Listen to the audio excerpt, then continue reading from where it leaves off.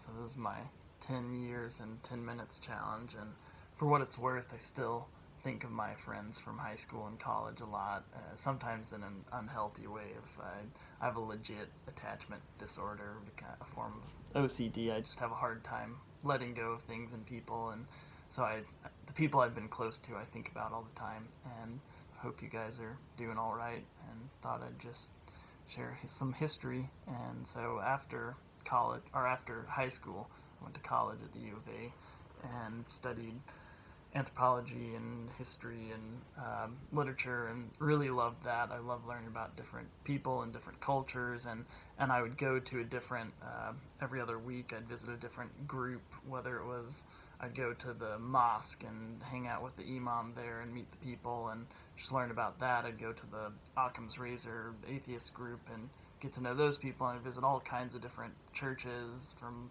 Episcopal and Catholic and Orthodox to like really out there Pentecostal and different things. And so that was just really enlightening to meet all these different people and kind of see that people are people across the board, no matter their background.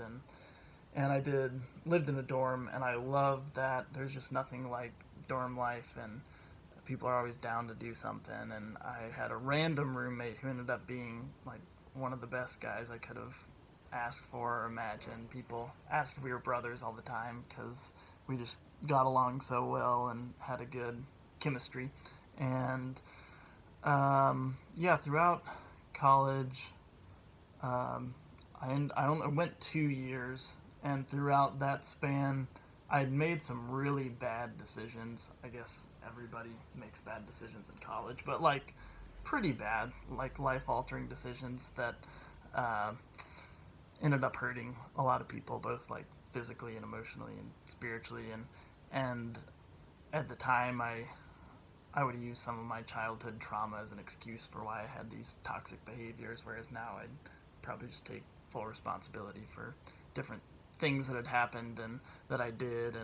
And when I started coming out of that, I thought, man, I got to get my shit together. Like uh, life is rough, and I need to get my act straightened up. And so I wanted to order everything in my life, and I think that kind of led to like wanting to order everything in the world. Like, I got to fix myself, I got to fix everything, I got to fix everybody, and it just led to a big shift in personality where to some extent I was just like a total dick to a lot of people, and I'm sorry if I ever was to you. Um, and I got kind of fed up with church culture, and this is a really long story. I'll try to abbreviate it because I want to talk about other things too. But I talked to one of my friends on the phone not too long ago, and he was like, "So I heard you like dropped out of college and joined a cult." And it's like, well, let me explain. Um, so there was this group that was made up of mostly former Amish and Mennonite people, and they lived in Missouri, like an hour and a half away from us. And when I met them, they were pretty cool because I was fed up with Christian culture and sort of the nationalism and affluency and distance from the outcast and suffering. And these people would really get in the thick of their community, like the people who were suffering, and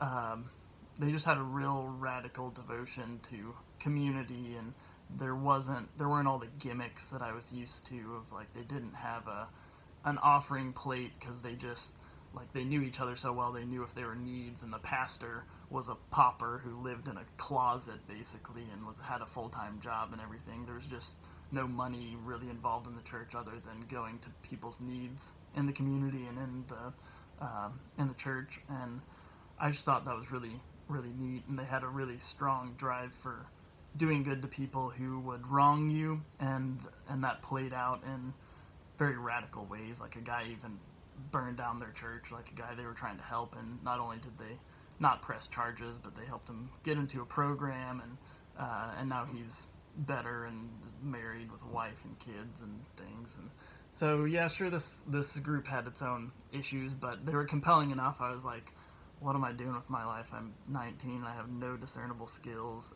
and I would love to get some skills. And if you want skills, the Amish and Mennonite, they will get you some skills. And I'd be working on jobs on top of a roof, and I'd have a 12-year-old kid showing me how to do things like, no, Andrew, not that way, like this. And so it was really humbling.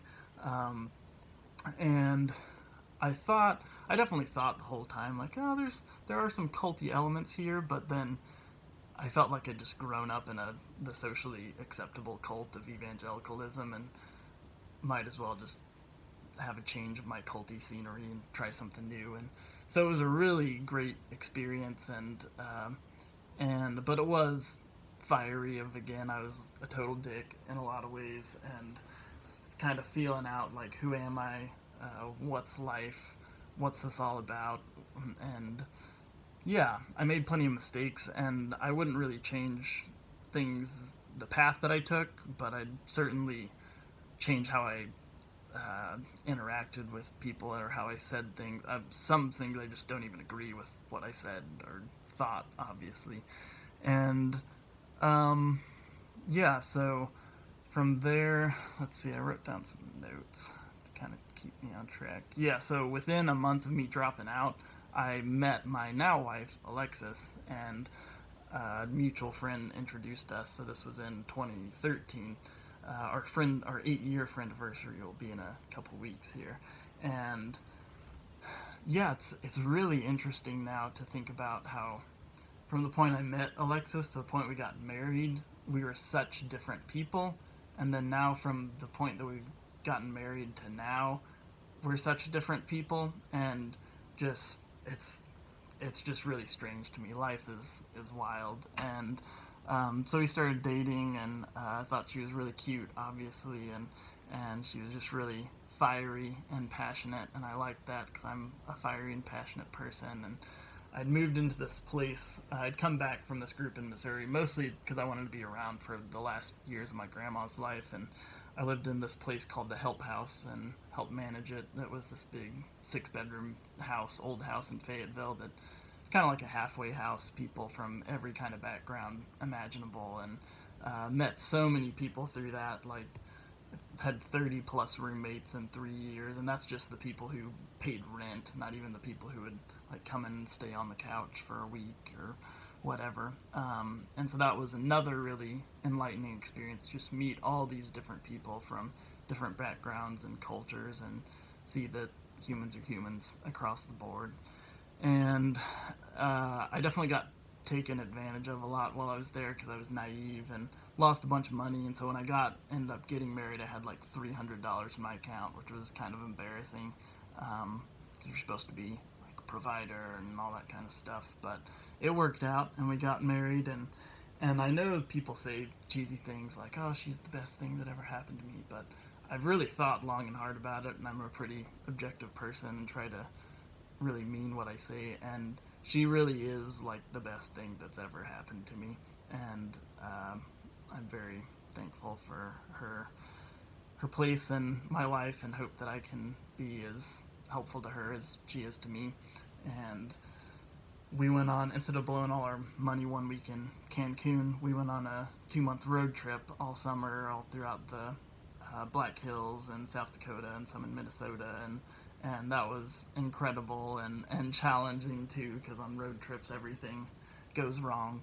And some of those backpacking trips have been the best experiences of my life, because we've gone with other people and you just connect in a way that's unlike anything else. And we've been to Big Bend and Olympic National Park, and in the Buffalo a lot. We did 10 days at the Buffalo Strait one time, and that was a wild story. And yeah, I think through those experiences in nature, it started teaching me the value of, well, I'd always known the value of art, but it gave me a far more articulated vision in my mind of the value of art and the language of art and just literature and drama and music and painting. And I'd always been into that, but I started realizing this is what I want to do with my life, is explore this more creative world, and have plans for that now and in the future, and have my own photo and video business. So I do a lot of creative things just day to day. We had our first baby last year.